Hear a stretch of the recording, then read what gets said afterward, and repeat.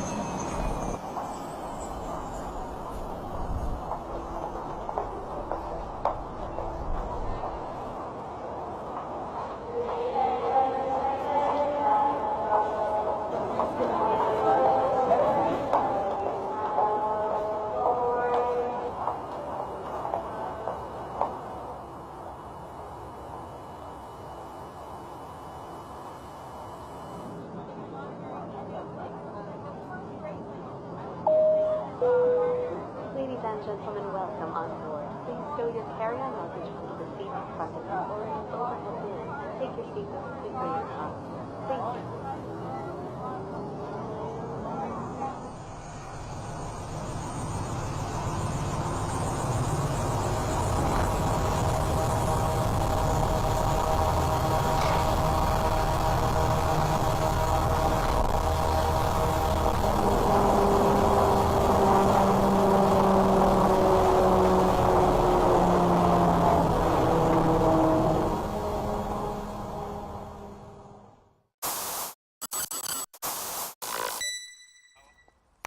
خلوني اعتذر لكم مره تانية عن الصور، لان واضح ان لسه في ناس بتبعت لنا صور. احنا قلنا النهارده بنعتذر عن اذاعه الصور تضامنا مع الاحداث اللي بتحصل، بس اوعدكم كل الصور اللي بتبعتوها لي ان شاء الله اذاعها الحلقه اللي جايه. جالي تعليق من نانا الفنانه بتقول انا بجد بحبكم ومعاكم جدا في انكم تعرضوا اللي بيحصل بره مش في مصر بس. مصر دي ام الدنيا ومحدش يقدر عليها عشان في رب حاميها. فعلا معاكي حق. طلعت حسني بيقول والله الاختراع لو اتعمل تبقى حاجه عظيمه جدا. طبعا قصده على اختراع القطر الطاير. طبعا معاك حق، هو اي حاجه فيها تكنولوجيا وتقدم بتبقى قد ايه حاجه عظيمه وحاجه جميله. الفيديو اللي جاي معانا حاجه من التراث، هو مكتب ملكي عمره 250 سنه. قد ايه في ناس بتحب تحتفظ بالحاجات القديمه. يعني احنا دايما عندنا كل ستات البيوت في مصر بتحتفظ على الحاجات القديمه. برطمان فضي ما بترضاش ترميه، بتحافظ عليه. شنطه مدرسه قديمه ما بترميهاش، بتشيلها عشان لو الولاد احتاجتها. اي حاجه تحس كده ان في مكان في البيت لازم يبقى مخزن الذكريات. تبقى حاجه مثلا بقالها قرن وتشيلها، مش هتستعملها في حاجه بس تشيلها. اللي معانا بقى دلوقتي حاجه فعلا كانت تستحق انها تتشيل، هو مكتب ملكي عمره 250 سنه. تعالوا كده نطلع مع بعض نشوف المكتب الملكي ده ايه اللي فيه حلو قوي وجميل كده علشان يفضل قاعد 250 سنه. تعالوا نطلع مع بعض نشوف فيديو المكتب ونرجع نعلق مع بعض عليه. خليكم معانا بعد الفيديو ونرجع مره تانية.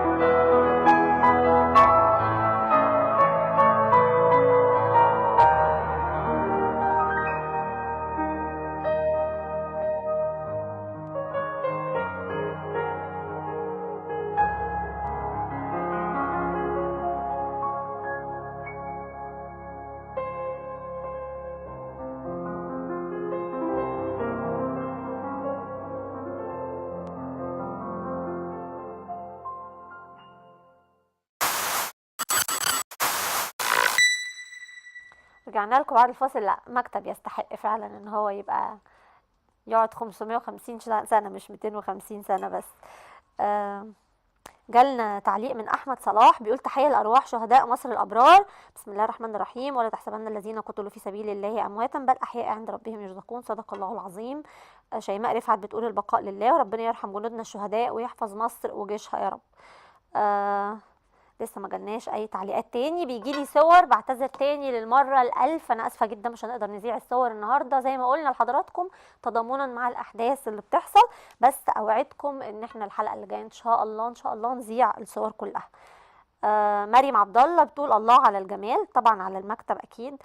عبده الرايق بيقول اهدي سلامي لارواح شهدائنا وتحيه تملاها المحبه والافتخار بكل شهيد قدم روحه ليحيى الوطن، الله يرحمهم ويسكنهم فسيح جناته، انا لله وانا اليه راجعون. الله يرحمهم جميعا. الفيديو اللي جاي معانا فيديو فيه اراده وعزيمه، قصه حياه بنت اصابت بكذا مرض، فقدت رجليها الاثنين، ومع ذلك كملت حياتها ووقفت على رجليها وعملت لنفسها كارير وحققت ذاتها. تعالوا كده نشوف قصة البنت اللي معانا دي ايه، وعملت ايه، وبدأت منين، وانتهت بيها فين، ونرجع تاني نقرا مع بعض تعليقات حضراتكم ونتكلم على فيديوهاتنا مع بعض. تعالوا نروح نشوف الفيديو ونرجع تاني نكمل حلقتنا مع بعض. If your life were a book and you were the author, how would you want your story to go? That's the question that changed my life forever. Growing up in the hot Las Vegas desert, all I wanted was to be free.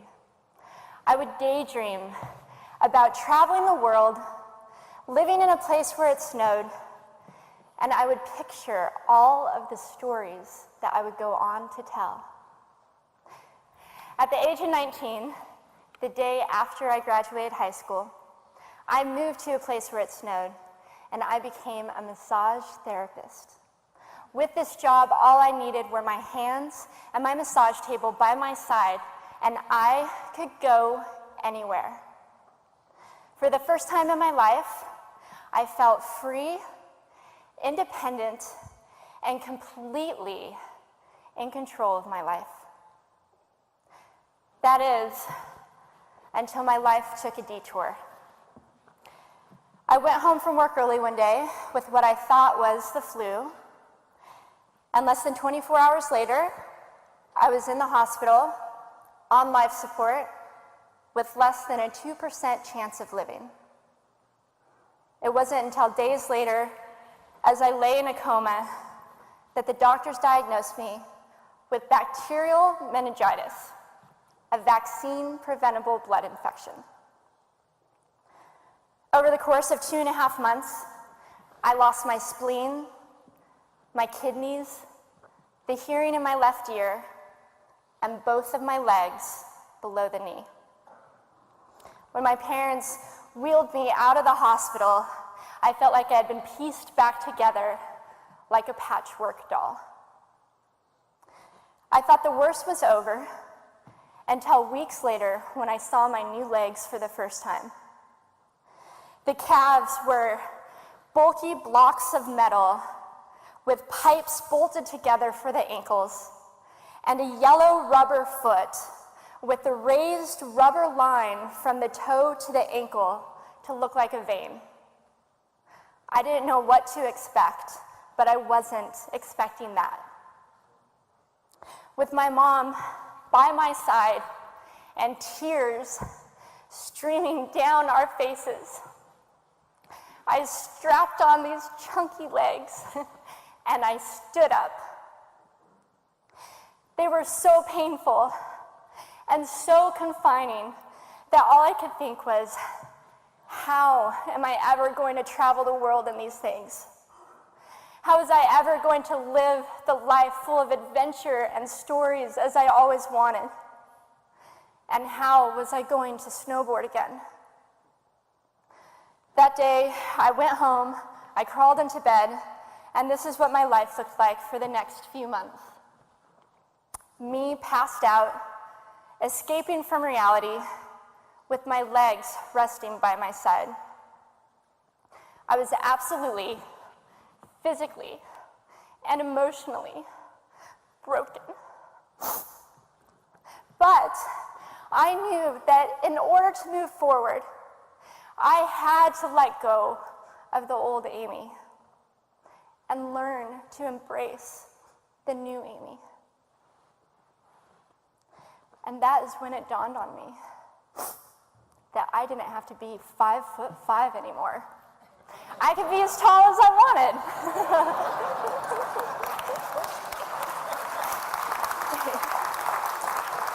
Or as short as I wanted, depending on who I was dating. And if I snowboarded again, my feet aren't going to get cold. And best of all, I thought, I can make my feet the size of all the shoes that are on the sales rack. And I did. So there were benefits here. It was this moment that I asked myself that life-defining question. If my life were a book and I were the author, how would I want this story to go? And I began to daydream. I daydreamed like I did as a little girl. And I imagined myself walking gracefully, helping other people through my journey, and snowboarding again. And I didn't just see myself carving down a mountain of powder. I could actually feel it. I could feel the wind against my face and the beat of my racing heart as if it were happening in that very moment. And that is when a new chapter in my life began. 4 months later, I was back up on a snowboard, although things didn't go quite as expected. My knees and my ankles wouldn't bend, and at one point, I traumatized all the skiers on the chairlift when I fell, and my legs, still attached to my snowboard, went flying down the mountain. And I was on top of the mountain still. I was so shocked. I was just as shocked as everybody else, and I was so discouraged, but I knew that if I could find the right pair of feet, that I would be able to do this again. And this is when I learned that our borders and our obstacles can only do two things. One, stop us in our tracks, or two, force us to get creative. I did a year of research, still couldn't figure out what kind of legs to use, couldn't find any resources that could help me. So I decided to make a pair myself. My leg maker and I put random parts together, and we made a pair of feet that I could snowboard in. As you can see, rusted bolts, rubber, wood, and neon pink duct tape. And yes, I can change my toenail polish. It was these legs and the best 21st birthday gift I could ever receive, a new kidney from my dad, that allowed me to follow my dreams again. I started snowboarding, then I went back to work, then I went back to school. Then in 2005, I co-founded a nonprofit organization for youth and young adults with physical disabilities so they could get involved with action sports. From there, I had the opportunity to go to South Africa, where I helped to put shoes on thousands of children's feet so they could attend school. And just this past February, I won 2 back-to-back World Cup gold medals.